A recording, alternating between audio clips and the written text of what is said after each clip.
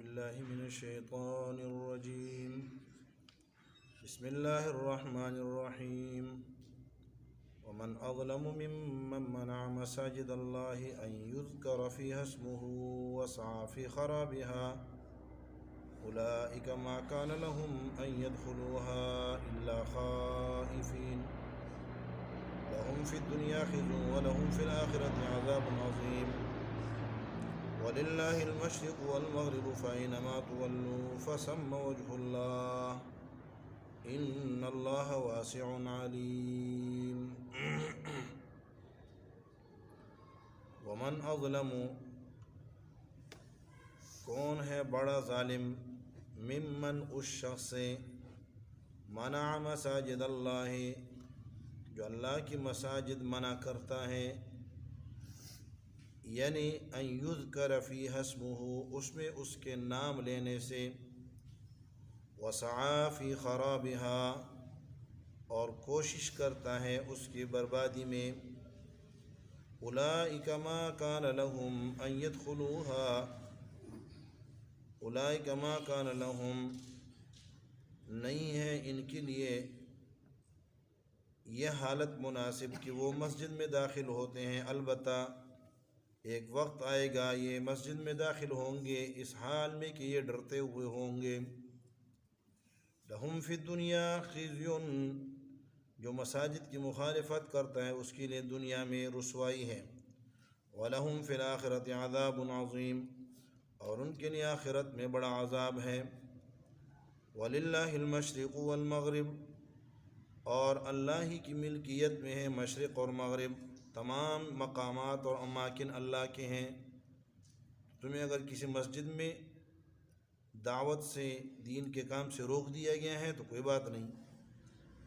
مغرب اور مشرق اللہ کے ہیں، جہاں چاہو اللہ رب العالمین کی دین کی دعوت دو. فَأَيْنَمَا تُوَلُّوا، جہاں بھی تم جاؤ گے، فَثَمَّ وَجْهُ اللَّهِ، وہاں اللہ کی توجہ اور اللہ کا تقرب پالو گے.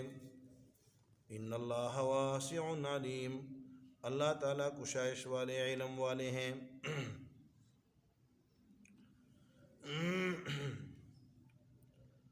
گزشتہ آیات میں تھوڑا سا پوچھ نہ لیں، شروع میں کیا بتایا تھا اس سورت بقرہ کے بالکل ابتدا میں؟ یاد ہے کسی کو؟ پروفیسر صاحب، شروع میں کیا ہوا تھا؟ 3 جماعتوں کا، سورت بقرہ کی شروع میں ان 3 جماعتوں کی تفصیل تھی جن کا کیا ہے، سورت فاتحہ میں تذکرہ ہوا تھا. وہ کون سی جماعتیں تھیں؟ ایک تھی جن پر اللہ کا انعام ہوا ہے، دوسری وہ تھی جو اللہ کے غضب میں گرفتار ہیں، اور تیسری جماعت کون سی تھی؟ جو ضالین ہیں، جو گمراہ ہیں. ان کی تفصیل تھی کہ کہاں تک، پہلے کتنے رکوع، پہلے 2 رکوع، اور اس کے بعد اگلے 2 رکوع میں کیا بات تھی کہ عبادت اللہ کی کرو، مخلوق میں سے نہ آدم علیہ السلام اور اس کی اولاد کی عبادت کرو، نہ شیطان اور اس کی ذریت کی عبادت کرو، اور نہ ہی ملائک کی عبادت کرو. یاد آ رہا ہے نا؟ اچھا، اس کے بعد آگے 5ویں رکوع سے کیا مسئلہ شروع ہو گیا تھا؟ بنی اسرائیل کا، یہودیوں کا ذکر شروع ہوا. تو یہودیوں پر اس کو تقسیم کیا تھا ہم نے، یہودیوں کی ذکر کو کتنے مراحل میں؟ 5 مراحل میں. ٹھیک ہے، 5 مراحل میں، 5 انواع میں ہم نے ان کو تقسیم کیا تھا. اور ان 5 انواع کے بعد انہوں نے کیا کیے تھے؟ 5 اعتراضات کیے تھے. پہلا اعتراض کیا کیا تھا؟ کسی کے ذہن میں ہے؟ پہلا اعتراض ہم نہیں تھوڑا سا پیچھے چلے جائیں. کس کا؟ جبریل علیہ السلام پر. پہلا اعتراض کس پر تھا؟ جبرائیل علیہ السلام، یعنی نزول قرآن، جہاں سے قرآن آ رہا تھا وہاں پہ اس پہ اعتراض کیا. دوسرا اعتراض مضمون قرآن. مضمون قرآن میں کیا ہے؟ سلیمان علیہ السلام کا ذکر ہے، لہذا ہم نہیں مانتے. تیسرا اعتراض کس پر تھا؟ کہ ہاروت اور ماروت کو اللہ نے اتارا تھا، آپ کہتے ہیں کہ جادو منع ہے، تو جس چیز کو اللہ نے اتارا ہے آپ منزل من اللہ چیز کو کیا کہتے ہیں؟ غلط کہتے ہیں۔ کیسے پیغمبر، آپ کیسے نبی ہیں جو چیز اللہ کی طرف سے نازل ہوئی ہے اس کے اوپر کیا کر رہے ہیں؟ اس کو منع کر رہے ہیں، ٹھیک ہے۔ اچھا، اور چوتھا اعتراض کیا تھا؟ کہ ہم خود رائنا کہتے تھے صحابہ کرام، تو جب ہم نے کہنا شروع کر دیا ہمیں منع کر دیا، تو یہ تو تعصب ہے۔ اور اس کے بعد پانچواں اعتراض کیا تھا؟ کہ بھئی آپ کیا کرتے ہو، ایک دن ایک بات کرتے ہو، دوسرے دن دوسری بات کرتے ہو، اس سے پتہ چلتا ہے کہ آپ تو تردد کا شکار ہیں۔ تنسیخ نسخہ کے اوپر اعتراض کیا تھا کہ قرآنی آیات میں ایک آیت آتی ہے پھر وہ منسوخ ہو جاتی ہے، پھر تھوڑے دنوں بعد دوسری آیت آتی ہے وہ منسوخ ہو جاتی ہے، تو یہ منسوخ کیوں ہوتی ہے؟ یہ احکامات بدلتے کیوں رہتے ہیں؟ اور اس کے بعد مسلمانوں کو یہ سارے اعتراضات کس لیے تھے؟ کہ مسلمانوں کو ان کی دین سے برگشتہ کر دیں، دین سے پھیر دیں، گمراہ کرنے کے لیے اور مرتد بنانے کے لیے۔ یعنی یہ تحریک تھی ارتدادی تحریک، ارتداد کے لیے یہ تحریک چلائی گئی تھی۔ تو اس ارتدادی تحریک سے کے اندر ایک اور چیز جو آخری بات تھی ان کی، وہ انہوں نے کیا کی، جو گزشتہ سے پیوستہ درس میں گزری، کہ انہوں نے جنت کا دعویٰ کر دیا۔ یہ طریقہ کار ہے نا، اپنے مسلک کے اوپر لوگوں کو لانے کے لیے، اپنے مذہب پر لوگوں کو لانے کے لیے، دوسرے لائن سے ہٹانے کے لیے آخری حربہ اور آخری حملہ کیا ہوتا ہے؟ کہ بھئی جنتی میں ہوں، اور میں اور جس کے اوپر میرے اتباع ہیں، جس راستے پر میں ہوں اور جس پر میرے ماننے والے ہیں وہ جنت کا راستہ ہے، لہذا باقی سارے راستے جنت کے راستے نہیں ہیں۔ پھر جنت کے دعویٰ کرنے کے بعد پھر کیا کہتے ہیں؟ یہ بھی کافر ہے، یہ بھی کافر ہے، یہ بھی کافر ہے، وہ بھی کافر ہے۔ تو کل کی آیت میں یہ ذکر ہوا تھا کہ یہودی کہتے تھے عیسائی کافر ہے، عیسائی کہتے تھے یہودی کافر ہے، مجوسی کہتے تھے عیسائی یہودی یہ سارے کافر ہیں، میں مسلمان ہوں، میں صحیح راستے پر ہوں جی۔ اس طرح جو ہے نا وثنی کہتے تھے، دوسرے مذاہب کے جتنے بھی تھے، چاہے اہل علم یعنی آسمانی کتابوں والے تھے، چاہے کیا تھے غیر آسمانی کتابوں والے، پورا جو ہے نا ایک کفر کا کیا بنا ہوا تھا؟ کفر کا ماحول بنا ہوا تھا، تم بھی کافر ہو، تم کافر، تم کافر، تم کافر، صرف میں مسلمان۔ یہ بگاڑ کی بنیادی وجوہات ہوتی ہیں۔ اور پھر جب ایک دوسرے کو کافر کہہ دیا تو پھر کہتے ہیں تو اس کی مسجد میں نماز پڑھنی نہیں جانا، اس کی مسجد میں نہیں جانا، اس کی مسجد میں نہیں جانا۔ ایک شیعہ عالم تھا، تو بات بہرحال اس نے اچھی کی، اس سے پوچھا، مفتی منیب صاحب نے کہا کہ ایران میں جو ہے نا سنیوں کی ایک بھی مسجد نہیں ہے، تو اس نے وہ مساجد کے وہ پتے اور ان کے ایڈریس گوگل سے لے کر مفتی منیر صاحب کو سینڈ کیے اور کہا کہ وہاں جو ہے نا سنیوں کی غالباً 9 مساجد کا انہوں نے تہران میں پتہ دیا کہ یہ مساجد وہاں ہے۔ لیکن انہوں نے ایک بات کہی جو بڑی زبردست بات تھی، بڑے پتے کی بات تھی۔ انہوں نے کہا کہ وہاں مجھ سے کسی نے کہا کہ تہران میں سنیوں کی مسجد نہیں ہے، میں نے کہا وہاں تو شیعوں کی بھی کوئی مسجد نہیں ہے۔ کہتے ہیں میں نے کیا کہا؟ وہاں تو شیعوں کی بھی کوئی مسجد نہیں ہے۔ انہوں نے کہا کس کی ہے؟ شیعوں کی تو ہے، آپ کیسے کہہ رہے ہو؟ کہتے ہیں میں نے کہا کہ وہاں مسلمانوں کی مسجد ہے، اس پہ یہ نام نہیں ہوتا کہ یہ شیعہ کی ہے یا سنی، کیونکہ وہاں مذہب کیا ہے؟ مذہب اقتدار میں ہے، وہ اگرچہ غلط ہے لیکن جب مذہب اقتدار میں ہوتا ہے تو مذہب جب اقتدار میں ہوتا ہے پھر مسجدوں کے نام نہیں رکھے جاتے یہ سنی کی مسجد ہے، یہ شیعہ کی ہے، یہ بریلوی کی ہے، یہ حدیث کی ہے، یہ دیوبندی کی ہے۔ جب آپ مذہب کو اقتدار سے دور پھینک دیتے ہیں، جب آپ اختیار مذہب کو نہیں دیتے ہیں، اختیار مذہب سے چھین لیتے ہیں، پھر آپ کی مسجدوں کے نام رکھے جاتے ہیں۔ پھر ڈی سی کہتا ہے یہ ظلم ہے، ڈی سی ہمیں کہتا ہے کہ آپ لکھ کر دو کہ میں فلاں مسلک کی مسجد بنا رہا ہوں۔ بھائی یہ زیادتی ہے، کیوں کہتے ہو مسلک کی مسجد بنا رہا ہوں؟ میں مسلمانوں کی مسجد بنا رہا ہوں جہاں پہ سارے مسلمان جو بھی کلمہ گو ہوگا اس کو نماز پڑھنے کی اجازت ہوگی۔ آپ مجھے کہتے ہیں، یہ پاکستان کے قانون میں لکھا ہے، آپ کا ڈی سی آپ کو اس وقت تک این او سی جاری نہیں کرتا جب تک آپ لکھ کر نہیں دیتے کہ میں فلاں مسلک کی مسجد بنا رہا ہوں۔ تو یہ مسالک کے اوپر یہ اقتدار تقسیم کر رہے ہیں، یہ حکومت تقسیم کر رہی ہے، ادارے تقسیم کر رہے ہیں کہ بھائی یہ چیزیں ان کی ضرورت ہے، بوقت ضرورت ان کو لڑاتے ہیں، بوقت ضرورت ان کو ٹکراتے ہیں، یہ ان کی ضروریات ہیں۔ تو اپنی ضروریات کے لیے جہاں مذہب اقتدار میں ہوگا، مذہبی لوگ اقتدار میں ہوں گے، تو پھر وہاں پھر اس طرح کی چیزیں نہیں ہوتی، ختم ہو جاتی ہیں۔ مولانا فضل الرحمان صاحب گئے پنج پیر، مولانا طیب صاحب کے ساتھ بیٹھے ہوئے تھے اور مولانا نے بیان کیا، انہوں نے کہا کہ جب اقتدار مذہب کے پاس ہوگا تو پھر یہ مردے سنتے ہیں نہیں سنتے، یہ باتیں ختم ہو جائیں گی، یہ لڑائیاں ختم ہو جائیں گی، پھر اسلام نافذ ہوگا، اسلامی نظام ہوگا، اس میں پھر مل بیٹھ کے یہ سارے مسائل کا حل موجود ہے قرآن و سنت میں، یہ موجود ہے۔ لیکن کیا ہمیں یہاں جو اصل چیز تھی، جو بنیاد ہے، اس بنیادی چیز سے ہٹا دیا گیا ہے۔ تو فرمایا کہ پھر دوسرا طریقہ کار کیا ہوتا ہے، جب ایک دوسرے کو کافر کہہ دیا تو پھر ایک دوسرے کی مساجد کا لحاظ نہیں رکھا جاتا، مساجد کی بربادی کی جاتی ہے۔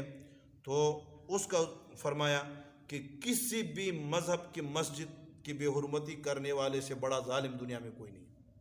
قرآن کہہ رہا ہے من اظلم ممن منع مساجد اللہ، یہ من استفہامیہ ہے، استفہام انکاری تقریر کے لیے ہوتا ہے، یعنی پکی بات یہ ہے کہ اس سے بڑا ظالم کوئی نہیں ہے جو مساجد کو برباد کرتا ہے، مساجد سے لوگوں کو روکتا ہے، ادھر نہ جاؤ، ادھر نہ جاؤ، ادھر نہ جاؤ، ادھر نہ جاؤ۔ بھائی جو مسلمانوں کی مسجدیں ہیں، ہر مسجد میں نماز ہو جاتی ہے، جہاں مسلمانوں کی مسجدیں ہیں، جو مسلمان ہیں، اگر کسی کے بنیادی اصولوں میں کوئی اختلاف ہے، بنیادی طور پہ عقائد اور نظریات اتنے خراب ہیں اور اس کی نماز ہی الگ ہے، اس کی نماز ہی الگ ہے، وہ تو الگ بات ہے۔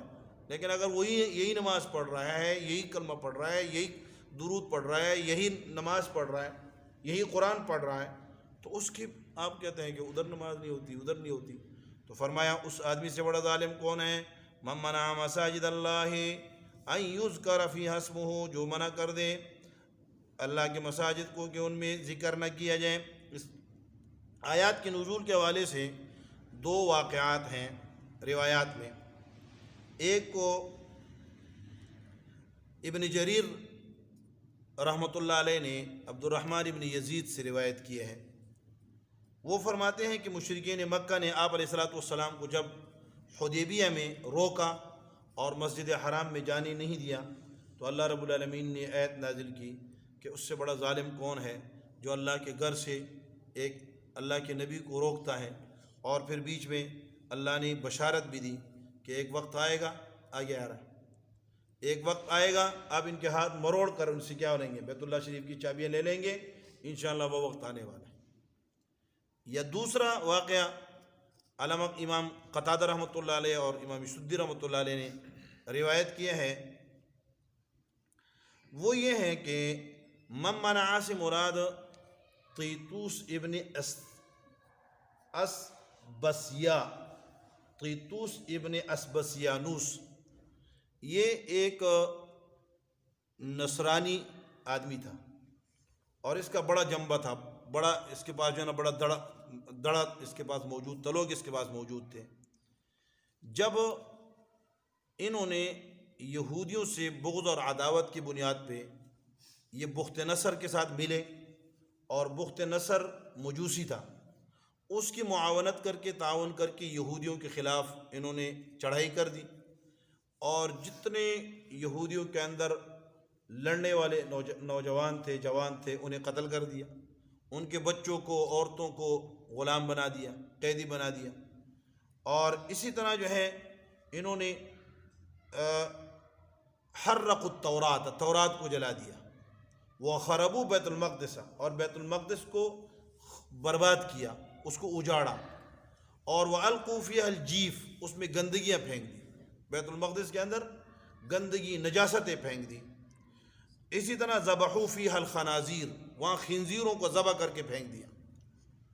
اور مفسرین لکھتے ہیں کہ حالانکہ بیت المقدس خود نصارہ کا مقام حج اور مقام زیارت یعنی مقام مقدس تھا ان کے نزدیک بھی، نصارہ کے نزدیک بھی، لیکن یہودیوں کے بغض اور عداوت میں آ کر انہوں نے ایک لادین اور بے دین کے ساتھ مل کر، جیسے ہمارا کیا ہوتا ہے کبھی کبھی صاحب اقتدار لوگ جو ہے نا کہتے ہیں یہ کیا ہے یہ شاہی مسجد، کیا آپ کی مسجد فیصل مسجد میں اذان نہیں ہوگی، کیوں؟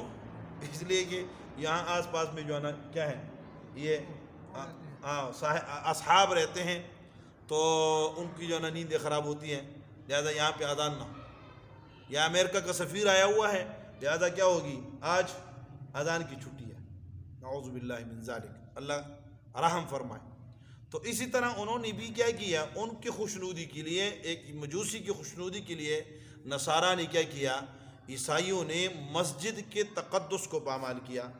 تو اس پر یہ آیت نازل ہوئی، من اظلم ممن منع مساجد اللہ، اس سے بڑا ظالم کون ہے جو اللہ کی مساجد سے روکتا ہے، کس چیز کو روکتا ہے، ان یذکر فی اسمہ، کہ اس میں اللہ کا، یعنی صرف مسجد نہیں روکتا بلکہ مسجد کے اندر اللہ کا ذکر روکتا ہے، وسعی فی خرابہا، اور اس کی خراب کرنے کی کوشش کرتا ہے، اس کو اجاڑنے کی کوشش کرتا ہے، نمازیوں کو تنگ کرتا ہے، نمازیوں کے لیے مشکلات پیدا کرتا ہے، شور شرابہ ڈالتا ہے۔ علماء نے لکھا ہے جو مسجد میں شور کرتا ہے جس سے نمازی تنگ آ کر دوسری مسجد میں جانے لگے، یہ اسی آدمی میں شامل ہے۔ من منع مساجد اللہ ان یذکر فی اسمہ، اس لیے آپ علیہ الصلوۃ والسلام نے فرمایا جنبوا مساجدکم مجانین الصبیان والمجانین، کہ اپنے مساجد کو بچوں اور پاگلوں سے دور رکھو، بچوں کو اور پاگلوں کو مسجد میں نہ لے کر آؤ، وہ مسجد کے اندر کیا کوئی ایسی حرکات کریں گے جس سے نمازیوں کے نماز میں خلل آئے گی، اور نمازی جو ہیں وہ کیا کریں گے، وہ مساجد میں نہیں آئیں گے، مسجد کے اندر تخریب ہوگی، مسجد کے اندر خرابی آئے گی۔ تو فرمایا اولئک ما کان لهم ان يدخلوها الا خائفین، تو یہ لوگ ان کے لیے کوئی یہ حالت نہیں تھی کہ مسجد میں داخل ہوتے مگر اس حال میں کہ وہ اس سے ڈرتے۔ یہ یا تو اس کے تین تفسیریں کی گئی ہیں، یا تو یہ خبر ہے، اطلاع ہے، مسلمانوں کے لیے وعدہ ہے، اللہ رب العالمین نے وعدہ کیا ہے کہ ایک وقت آئے گا کہ یہ کانپتے ہوئے مسجدوں میں آئیں گے کہ کہیں مسلمان ہمیں قتل نہ کر دے یا ہمیں قیدی نہ بنا دے، آئیں گے بھی۔ آج تو انہوں نے تمہیں منع کر دیا ہے بیت اللہ میں داخل ہونے سے، حدیبیہ کے مقام پہ روک دیا ہے کہ آپ واپس چلے جاؤ، آپ واپس آ گئے، لیکن اے میرے حبیب ایک وقت آنے والا ہے کہ آپ کیا کریں گے، یہ مسجد میں جب داخل ہو رہے ہوں گے تو کانپ رہے ہوں گے، ڈر رہے ہوں گے کہ کہیں مسلمان ہمیں قتل نہ کر دیں، مسلمان ہمیں قیدی نہ بنا لیں۔ اور وہ وقت آیا جب اللہ رب العالمین نے کیا کیا، فتح مکہ کا موقع آیا تو آپ علیہ الصلوۃ والسلام مکہ میں داخل ہوئے اور سارے کافر کانپ رہے تھے، سب کے دلوں میں کیا تھا، ہر ایک کے دل میں۔ وہ آدمی بھی تھے جنہوں نے اوجڑی پکڑ کر آپ کے سر مبارک پہ رکھی تھی، وہ اندر سے کانپ رہا تھا، پتہ نہیں اب کیا ہوگا۔ وہ بھی تھے جنہوں نے جن کی شرارت سے، جن کے جو ہے حرکات سے آپ علیہ الصلوۃ والسلام کی بچیوں کو طلاق دی گئی تھی، وہ سوچ رہے ہوں گے اوئے ہوئے آج کیا بنے گی، کسی نے کسی کے ساتھ کوئی برائی کی ہو نا، اور جب اس کو اقتدار ملتا ہے، جب اسے قوت ملتی ہے، اسے ساری اپنی برائیاں یاد آ جاتی ہیں کہ فلاں موقع پہ میں نے یہ کیا، فلاں موقع پہ یہ کیا، فلاں موقع پہ یہ کیا، یہ سارے سر جھکا کے کھڑے ہیں آج کیا فیصلہ ہونے والا ہے۔ اور یہ آپ کو پتہ ہے یہ قرآن بھی کہتا ہے، بلقیس نے کہا تھا نا کہ ان الملوک اذا دخلوا قریۃ افسدوها وجعلوا اعزۃ اہلها اذلہ، کہ جب کوئی کسی ملک پر قبضہ کرتا ہے تو قبضے کرنے کے بعد کیا کرتے ہیں، اس کے جتنے معزز لوگ ہوتے ہیں انہیں ذلیل بنا دیتے ہیں، انہیں رسوا کر دیتے ہیں۔ تو ہر ایک کو یہ پڑی ہوئی تھی کہ آج محمد الرسول اللہ، وہ محمد الرسول اللہ جن کو ہم نے تنگ کر کے، جن کو ہم زندگی اجیرن کر کے یہاں سے بھگایا تھا، آج وہ صاحب اقتدار ہو کر اقتدار میں آ کے آج پتہ نہیں ہمارے ساتھ کیا ہوگا۔ لیکن قربان جائیں رحمت للعالمین زبان سے اعلان کیا ہوتا ہے، بیت اللہ شریف میں کھڑے ہو کے اعلان ہوتا ہے، آج میں تمہارے ساتھ، تمہیں پتہ ہے کیا معاملہ کرنے لگا ہوں، اوہ کیا معاملہ کرنے لگا ہوں، لوگ اوپر نیچے سارے کانپ رہے ہیں۔ ایک تصور میں بندہ کر لینا کہ اقتدار والا آدمی جس کے ساتھ ہم نے زیادتیاں کی ہوں، وہ اس کی حکومت مل گئی ہے، وہ حکومت میں ہے، اس کے پاس پاورفل ہے، وہ اس کے پاس مکمل طاقت اور اختیار ہے، وہ ہمیں قتل کرنا چاہے قتل کر سکتا ہے، ہمیں کرش کرنا چاہے کرش کر سکتے ہیں، ہمارے اوپر بلڈوزر چلانا چاہے بلڈوز کر سکتا ہے، ہمارے گھروں کو گرا سکتا ہے۔ اس طرح با اختیار آدمی آ جائے سامنے کھڑا ہو اور کہے کہ تمہیں پتہ ہے میں تم سے کیا کرنے لگا ہوں، تو ہماری کیا حالت ہوگی؟ بندہ کانپ رہا ہو، سارے کانپ رہے تھے، لیکن رحمت للعالمین زبان سے اعلان ہوا کہ آج میں کیا اعلان کرنے لگا ہوں؟ میں یہ اعلان کرنے لگا ہوں جیسے یوسف علیہ السلام نے اپنے بھائیوں کے سامنے جو اعلان کیا تھا، لا تصریب علیکم اليوم قد غفرت لکم، جاؤ میں نے تمہیں معاف کر دیا ہے، تمہارے اوپر کوئی گناہ نہیں ہے، کوئی جرم نہیں۔ تو فرمایا ما کان لہم ان يدخلوها الا خائفین، یہ وقت آنے والا ہے کہ یہ لوگ خائف ہو کر مسجد میں داخل ہوں گے۔ یا دوسرا معنی یہ ہے کہ یہ خبر بمعنی انشاء ہے، یعنی لا يدخلوها، ان کو منع کر دو، ان کے ساتھ جہاد کرو یہاں تک یہ داخل نہ ہو مسجد میں مگر کانپتے ہوئے ڈرتے ہوئے آئیں۔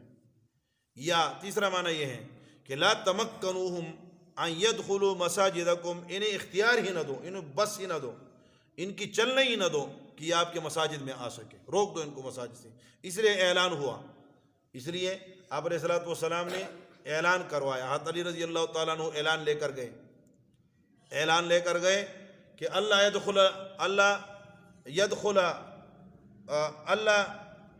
یطوف بالبیت عریانا ولا مشرک، آج کے بعد کوئی مشرک اور کوئی ننگا بیت اللہ کا طواف نہیں کر سکے گا، اعلان کر دیا، مشرکین مکہ ختم ہو گئے۔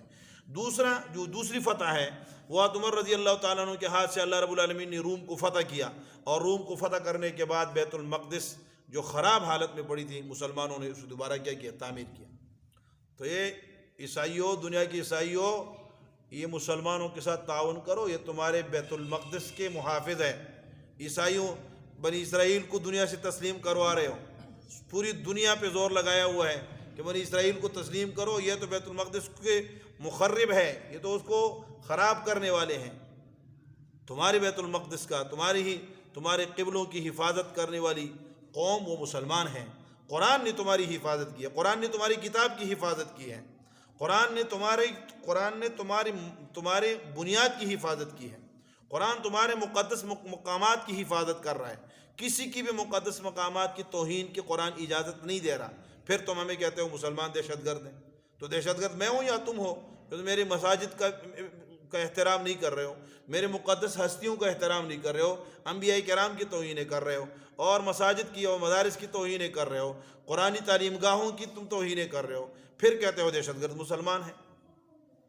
تو فرمایا لا يدخلوا ما كان لهم يدخلوا الا خائفين لهم في الدنيا خزي، ان کے لیے رسوائی ہے دنیا میں، ولهم في الاخرة عذاب عظیم، اور آخرت میں ان کے لیے بڑا عذاب ہے۔ جو مساجد کا دشمن مساجد کے لیے رکاوٹیں بنا رہا ہے، مساجد کی جو مخالفت کر رہا ہے، دنیا میں رسوا ہوتا ہے۔ دنیا تاریخ دیکھتی ہے، تاریخ دیکھ لیتی ہے، جو مساجد سے ٹکرایا، مولانا عبداللہ درخواستی رحمۃ اللہ علیہ نے ان کو مار پڑی تو انہوں نے کہا لاٹھی چارج ہوئی، تو عبداللہ درخواستی رحمۃ اللہ علیہ شیخ حافظ الحدیث نے کہا کہ یحییٰ خان نے مجھے نہیں مارا، اپنے آپ کو مارا ہے، اور پھر تھوڑے دنوں بعد ہی اس کا جو ہے نا اس کی کائے پلٹ چکی تھی، اس کا تختہ الٹ چکا تھا۔ تو وہ کہتے ہیں نا آنکھ رکھتا ہے تو دریا کے روانی پہ نہ جا، ہم نے دریاؤں کو چڑھ چڑھ کے اترتے دیکھا ہے۔ یہ سارے اقتدار والے، یہ قرآن کی مخالفت کرنے والے ذلیل ہو جاتے ہیں، رسوا ہو جاتے ہیں، مساجد کی مخالفت کرنے والے ذلیل و رسوا ہو جاتے ہیں۔ لہم خزی فی الدنیا، دنیا میں ان کے لیے رسوائی ہے، ولہم فی الآخرۃ عذاب عظیم، آخرت میں بڑا عذاب اللہ رب العالمین نے رکھا ہے۔ وَلِلَّهِ الْمَشْرِقُ وَالْمَغْرِبُ، یہ بھی من منع مساجد اللہ سے متعلق ہے، اور اس میں ازالۃ العذر، عذر کا ازالہ کیا گیا ہے۔ اگر آپ کہتے ہو کہ مجھے مسجد سے روک دیا گیا، مسجد میں درس نہیں کرنے دیا جا رہا، مسجد میں تبلیغ نہیں کرنے دی جا رہی، تو کوئی بات نہیں، ان منعتم المسجد، اگر مساجد میں منع کر دیے گئے ہو تو کوئی بات نہیں، باہر جو ہے نا گلی پہ فضائل اعمال لے کر بیٹھ جاؤ۔ ہاں تبلیغ والے حضرات ایسے ہی کرتے ہیں، کسی درخت کے نیچے بیٹھ جاؤ، وہ درخت کے نیچے بیٹھ جاتے ہیں، کوئی جو ہے نا اپنی چادر اوپر اپنے آپ پر ڈال لیتے ہیں، شروع کر دیتے ہیں، اللہ اللہ خیر سے۔ تو دعوت کے لیے، تبلیغ کے لیے، تعلیم کے لیے مکانوں کی ضرورت نہیں ہے، بندوں کی ضرورت ہے۔ دارالعلوم دیوبند مکان بلڈنگ کے اندر نہیں تھا دارالعلوم دیوبند، ایک درخت کے نیچے ایک استاد اور ایک طالب علم بیٹھے تھے. آج پوری دنیا دارالعلوم دیوبند کے اس چشمے سے سیراب ہو رہی ہے. تو فرمایا للہ المشرق والمغرب، اللہ کے لیے ہے مشرق اور مغرب، یعنی مشرق اور مغرب میں جہاں بھی جاؤ گے وہاں اللہ رب العالمین. تو یہ آیات ہے تعمیم اماکن کے لیے، دعوت کے لیے مکانات جگہ عام ہے. کوئی جگہ ایسی نہیں ہے جہاں آپ دعوت نہیں دے سکتے. آپ بازار میں کھڑے ہو کے دعوت دیں، آپ گلی میں چلے جائیں، کوچے میں چلے جائیں، دین کی دعوت پھیلائیں، دین پھیلائیں، دین پھیلاتے جائیں، دین لوگوں تک دیں. للہ المشرق والمغرب. پھر یہاں مشرق اور مغرب کا ذکر ہے. حالانکہ جہاد کتنے ہیں؟ جہاد 6 ہیں. جہاد مشرق، مغرب، شمال، جنوب، اور اس کی ساتھ ہی کیا ہے؟ فوق اور تحت بھی ہے نا. مشرق مغرب، شمال، جنوب، ٹھیک ہے. تو پھر ان میں یہاں کیا ہے؟ اور ایک جو ہے نا بندے کے نیچے جو جگہ ہوتی ہے اس کو کیا کہتے ہیں؟ تحت کہتے ہیں، اوپر کو فوق کہتے ہیں. ان کو جہاد کہتے ہیں، جہاد ستہ. تو یہاں ذکر صرف کس کا کیا؟ مشرق اور مغرب کا کیا. اس کی وجہ یہ ہے کہ ایک وجہ تو یہ ہے کہ جہاد حقیقیہ جو ہے وہ 2 ہیں، مشرق اور مغرب. اور جو باقی جہاد ہیں وہ جہاد اعتباریہ ہے. جہاد اعتباریہ.